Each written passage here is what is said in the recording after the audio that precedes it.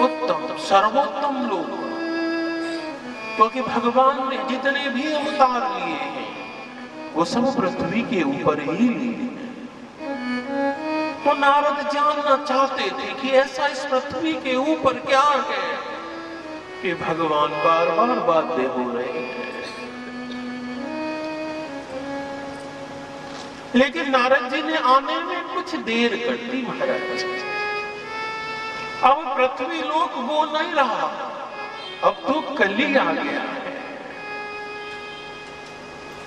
नारद जी के दुख की कोई सीमा नहीं, चारों ओर पाप ही पाप,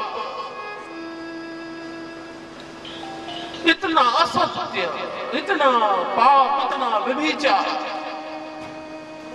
देखते देखते इतना दुखी हो गए हैं कि अपूर्व भाव से श्री वृंदावन में यमुना जी के किनारे किनारे होते हुए जा रहे थे। लेकिन तभी वहां एक दिव्य सुयोग उपस्थित हुआ है कि एक तरुणी युवती अपनी गोदी में दो वृद्ध को, अपनी गोदी में जिनके सिर लिए हुए लिटाए हुए हैं और रुदन कर रही थे।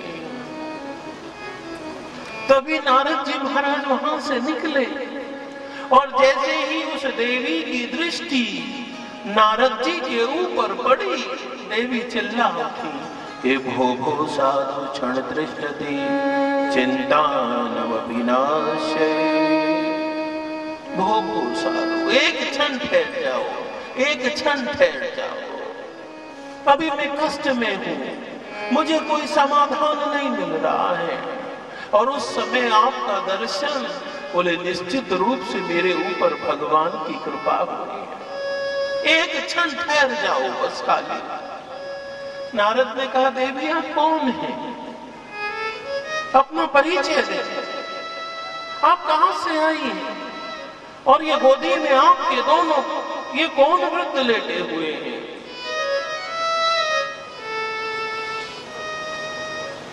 देवी ने कहा कि हे नारद जी, मैं आपको अपना परिचय देती हूँ। और देवी ने अपना दिव्य परिचय दिया कि उत्पन्नो द्रविड़े देशे वृद्धि कर्नाटका क्वचित क्वचित महाराष्ट्रे गुजरे जीर्णांतम गता। उत्पन्नो द्रविड़े देशे, मैं द्रविड़ देश में उत्पन्न हुई हूं महाराज। वृद्धि कर्नाटका, मैंने कर्नाटक में वृद्धि को प्राप्त किया। क्वचित क्वचित महाराष्ट्र, मैं महाराष्ट्र आदि प्रांतों में पूजित हुई हूं। लेकिन अंत में कह दिया ये गुजरे जीर्णांतम गता, मैं गुजर आदि प्रांतों में जाकर जीर्ण श्रीर्ण नष्ट हो गई हूं। अभी आप तो इस श्लोक को ऊपर से ही प्रणाम करते हुए चले तो लोग कैसे समझेंगे महाराज? ये भक्ति का प्रकाट्य, ये भक्ति का विस्तार, ये पूजना, ये विनाश।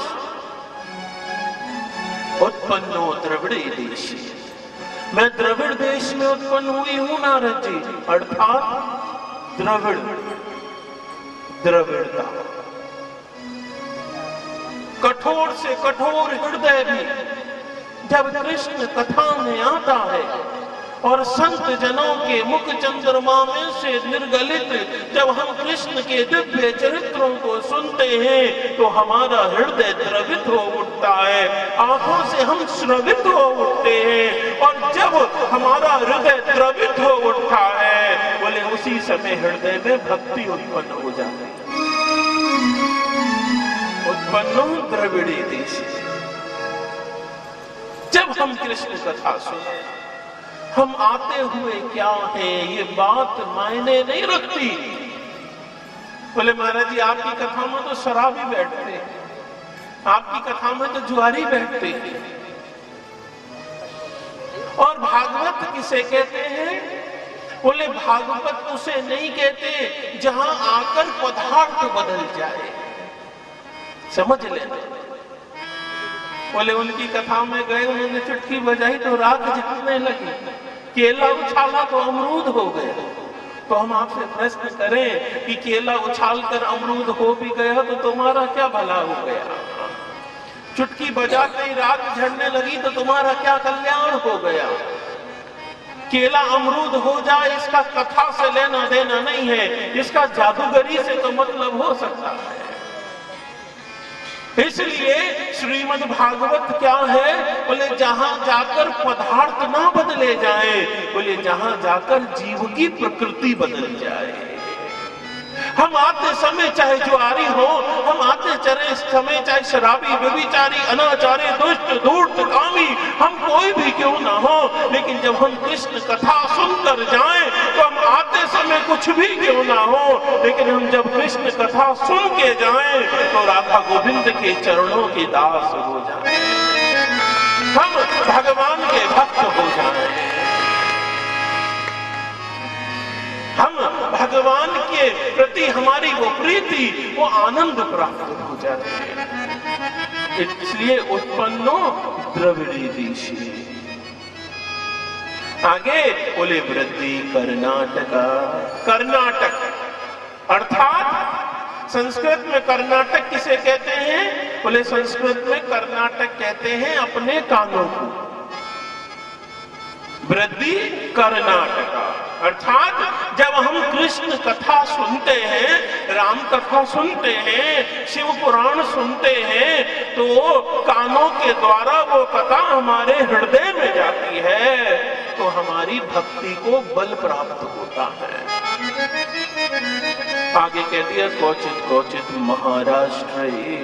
महाराष्ट्र अर्थात किसे कहते हैं महाराष्ट्र?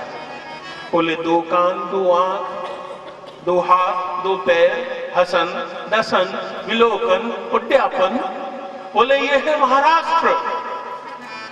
जब इनके द्वारा हम भगवान का नाम लेते हैं, कान कथा सुने, आंख भगवान का दर्शन करें, हाथ भगवान के नाम का कीर्तन करें, चरण भगवान के धाम की यात्रा करें, तो बोले वहीं से भक्ति और बलवती हो जाती है। लेकिन अंत में कह दिया कि गुजरे जीर्णांतम गता, कि हे नारद मैं गुजर आदि प्रांतों में जाकर जीर्ण शीर्ण हो गई। अर्थात गुजर मतलब गुजरात। अरे जब भागवत की रचना हुई तो कोई गुजरात महाराष्ट्र नहीं था, ये तो अभी की बात है। गुजरात महाराष्ट्र तो अभी रखे गए नाम। तो फिर गुजरात का अर्थ क्या हो गया कि जहां जाके भक्ति समाप्त हो गई? बोले गुजरात का मतलब बोले वो रात जो गोविंद के भजन के बिना गुजर जाए, इति गुजरात। बोले जहां जाके भक्ति क्षीण हो गई है। बोले क्या मतलब है? इसका मतलब तुम्हारा रात भर क्या भजन करना चाहिए क्या? बोले नहीं नहीं, रात भर भजन करने की जरूरत नहीं है, लेकिन जब आप अपनी चारपाई पे सोने के लिए जाए ना, तो सोने से पहले बोले एक बार जरूर भगवान को प्रणाम कर ले, तो विश्वास करना उस रात्रि में भी तुम्हारी भक्ति का पतन नहीं होगा। गुजरे जीर्णांतम गता। और बोले ये दोनों कौन लेटे हुए हैं? बोले ये मेरे पुत्र हैं ज्ञान और वैराग्य। जैसे ही नारद जी ने सुना, नारद को तो चक्कर आ गए। बोले जहां मैया वृद्ध होनी चाहिए, बच्चे जवान होने चाहिए, वहां मैया तो है जवान और बच्चे हैं बूढ़े। नारद जी मैं भी वृद्ध हो गई थी, लेकिन मैं जैसे ही वृंदावन आई और जैसे ही मेरा वृंदावन में प्रवेश हुआ, मैं बूढ़ी भक्ति तो नवधा हो गई हूँ और मेरे पुत्र ज्ञान वैराग्य बूढ़े हो गए। क्यों? वृंदावन में भक्ति तो हो गई जवान और ज्ञान वैराग्य हो गए हैं बूढ़े। बोले क्योंकि भक्त वृंदावन ही ऐसा है। बोले ना तो वहां ज्ञान की जरूरत है, ना वहां वैराग्य की जरूरत है। बड़े बड़े ज्ञानी आए हैं, लेकिन जैसे ही श्री राम वृंदावन की रज के ऊपर लुंठित हुए, सारा ज्ञान समाप्त हो गया। फिर तो हरे कृष्णा कृष्णा कृष्णा हरे हरे, हरे राम राम राम हरे हरे। तो ज्ञानियों की जरूरत नहीं है, वैराग्य। अरे बोले संसार से वैराग्य लिया जाता है, अरे वृंदावन में तो राधा गोविंद का अनुराग बरस रहा है। तो कौन ऐसा वैरागी होगा? बोले जो गोविंद से वैराग्य लेगा। इसलिए श्रीधाम वृंदावन में ना ज्ञान की जरूरत है, ना वैराग्य की जरूरत है। यत्र नृत्यति भक्ति सर्वदा, बोले जहां भक्ति सर्वदा नृत्य कर रही है, कि वृंदावन के वृक्ष को मरम न जाने कोई, डाल डाल और पात पात श्री राधे राधे हो। इसलिए वृंदावन में क्या है? बोले वृंदावन में तो किशोरी जी का आनंद बरस रहा है। तो मेरे पुत्र ज्ञान और वैराग्य हो गए हैं बूढ़े, और मैं भक्ति तरुणी। क्या कोई ऐसा उपाय है जिसे करने से मेरे पुत्र ज्ञान और वैराग्य मुक्त हो जाए? नारद जी ने कहा, देवी चिंता मत करो, अभी कोई उपाय करता हूं। बड़े बड़े श्लोक बोले गए, बड़े बड़े पाठ बोले गए, बड़े बड़े उपनिषद बोले गए, बड़े बड़े अरण्यक बोले गए, बड़े बड़े गीता के पाठ सुनाए गए।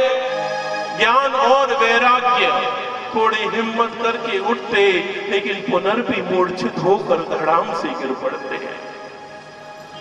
नारद जी को भी चक्कर आ गए। 18 पुराण कह दिए, कोटि शास्त्र, सहस्त्र उपनिषद, लेकिन फिर भी ज्ञान और वैराग्य की परिस्थिति में कोई परिवर्तन न आया। आकाशवाणी हुई है कि ढूंढो, ढूंढने से ही समाधान प्राप्त होगा। नारद जी ने कहा, भक्ति वचन देकर जाता हूं, जा रहा हूं, कोई ना कोई उपाय लेकर आऊंगा, जरूर आऊंगा।